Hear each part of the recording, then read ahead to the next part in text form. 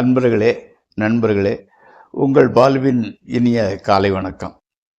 இன்று 26/8/2024, அதாவது ஆவணி மாதம் 10ஆம் தேதி, திங்கட்கிழமை, அஷ்டமி திதி, கிருத்திகை நட்சத்திரம் சாயங்காலம் 3:55 வரை, அதற்கு மேல் ரோகிணி நட்சத்திரம்.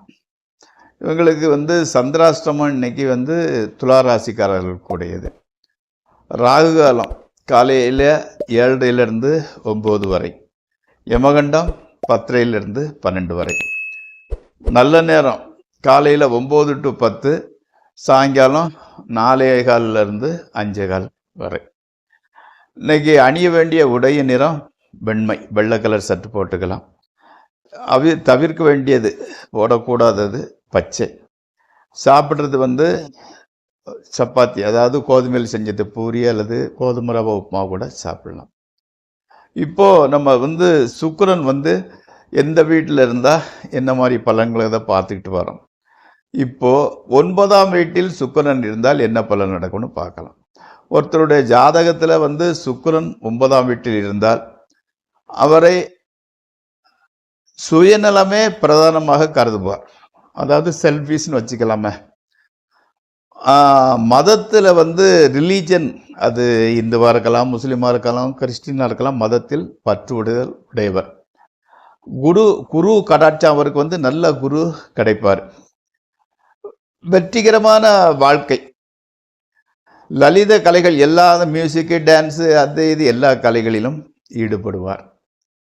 அதே மாதிரி 10ஆம் வீட்டில் சுக்கிரன் இருக்க மத்தியில் அந்த படிக்கக்கூடிய வித்தை தடைபடும். இப்போ கிதார் கற்றுக்கணும்னு போகிறான்னு வைங்களேன், இடையில விட்டுருவார், பழையடி கற்றுக்குவார். அதே மாதிரி எல்லாமே வித்தைகள் தடைபடும். பட் கற்றுக்கொள்வார். நல்ல கீர்த்தி, பேர் ரொம்ப நல்லா இருக்குது. அதே சமயத்தில் இவர் பெரியவர்களிடம் மரியாதை செலுத்துபவர், சமூக சேவைகள் ஈடுபடுவார். அதாவது பேச்சினால் சம்பாதிக்கிறவர், லாயரு, பட்டிமன்றம் கவிதை அரங்கத்தில் பேசுகிறவர், இந்த மாதிரி பேச்சினால் சம்பாதிக்கக்கூடியவர். மிதமான போஜனம், ரொம்ப ஜாஸ்தியும் சாப்பிட மாட்டார், கம்மியும் சாப்பிட மாட்டார், மீடியமாக சாப்பிடக்கூடியவர். நண்பர்களே, இப்போது நம்ம ராசி பலன் நிகழ்ச்சிக்குள் போகலாம். தினப்பலன் நிகழ்ச்சி. அந்த நிகழ்ச்சி உங்களுக்கு தேவைப்படுமானால் அதை சப்ஸ்கிரைப் செய்யவும் அல்லது நண்பர்களுடன் பகிர்ந்து கொள்ளவும். வாருங்கள், நிகழ்ச்சிக்குள் செல்வோம்.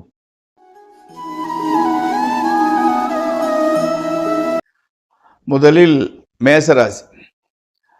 அசாத்தியமான துணிவு, ஏற்கனவே துணிவு தான், இந்த பீரியடில் இன்னும் ஜாஸ்தி துணிவு உங்களுக்கு உதயமாகிறது, உண்டாகிறது.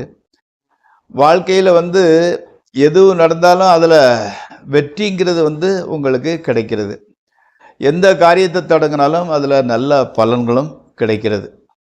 கணவன் மனைவி உறவு மகிழ்ச்சியை தருகிறது. அதனால் இந்த வாரம் இன்னைய பொழுது நன்றாகவே இருக்கிறது. அடுத்து ரிஷபராசி. புதிய நண்பர்கள் கிடைக்கிறாங்க, அவங்களால ஓரளவு ஆதாயம் கிடைக்கிறது. கணவன் மனைவி உறவு நல்ல விதமாகவே செல்கிறது. தொழிலில் பிரச்சனை நிறைய இருந்துக்கிட்டு இருக்கு, இருந்தாலும் அதனால் ஆதாயம் இல்லாமல் போகாது. அதை சமாளித்து செஞ்சுக்கிட்டு அதில் ஜெயிக்கிறீங்க. முன்னேற்றம் கண்டிப்பாக இருக்கிறது. பெரியவர்களை சந்திக்க வேண்டிய சூழ்நிலை உண்டாகிறது. அந்த பெரியவர்களின் ஆசீர்வாதம் கூட உங்களுக்கு கிடைக்கப் போகிறது. அடுத்து மிதுன ராசி. பெற்றோர்களோட உடல்நிலையில் கொஞ்சம் பாதிப்பு இருந்துக்கிட்டு இருக்குது. பெருந்தன்மையாக நடந்து கொள்கிறீர்கள். பொருந்தாத பொருளாதார தட்டுப்பாடு கொஞ்சம் ஜாஸ்தி இருந்துக்கிட்டு இருக்குது. ஆனால் மக்களால் மகிழ்ச்சியும் உற்சாகமும் கிடைக்கிறது. வீண் அலைச்சல் இந்த வாரம் இருந்துக்கிட்டு இருக்குது. சாப்பிட்றதுல கூட தூக்கம், சாப்பாட்டில் கூட விருப்பம் இல்லாமல் போகிறது. அடுத்து கடகராசி. கிட்டத்தட்ட நல்ல காலம் ஆரம்பிச்சிட்டு மாதிரி தான். தொழிலில் முன்னேற்றம், அதிக பணவரவு, நிறைய பொருள் வரவு இருந்தால் கூட வரவுக்கு மேல் செலவு போய்கிட்டே தான் இருந்துக்கிட்டு இருக்குது. பண விஷயத்தில் கொஞ்சம் எச்சரிக்கையாக இருந்துக்கிடுங்க. அப்படி இருந்தால் பல நன்மைகள் கிடைக்கும். கணவன் மனைவி ரிலேஷன்ஷிப் நன்றாகவே இருக்கிறது. அடுத்து சிம்மராசி. வீண் செலவுகள் அதிகமாகின்றன.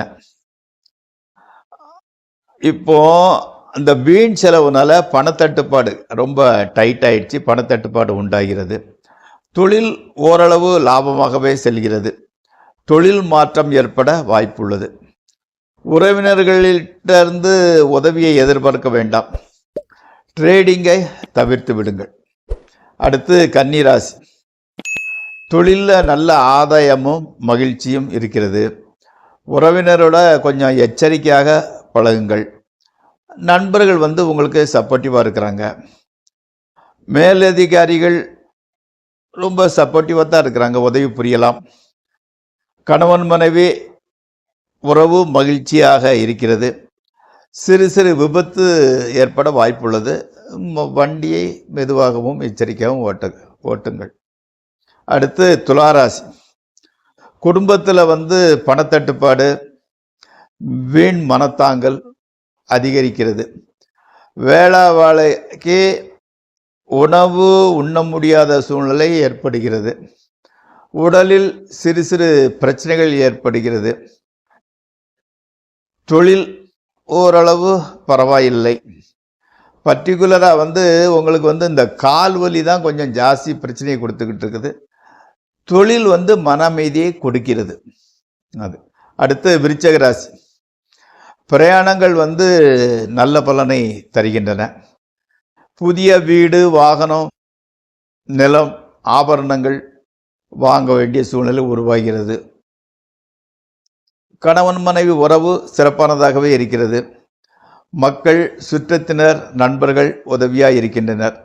ஆரோக்கியம் அபிவிருத்தி அடைகின்றது. அடுத்து தனுசு ராசி.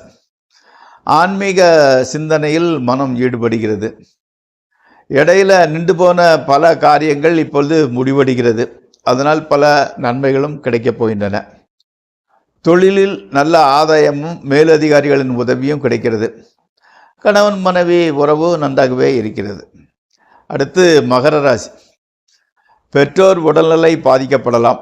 எச்சரிக்கையுடன் இருங்கள். தொழிலில் பெரிய நன்மைகள் உண்டாகும். பொருள் வரவு கூட, இன்கம் கூட ரொம்ப ஜாஸ்தி ஆகிட்டு வருது.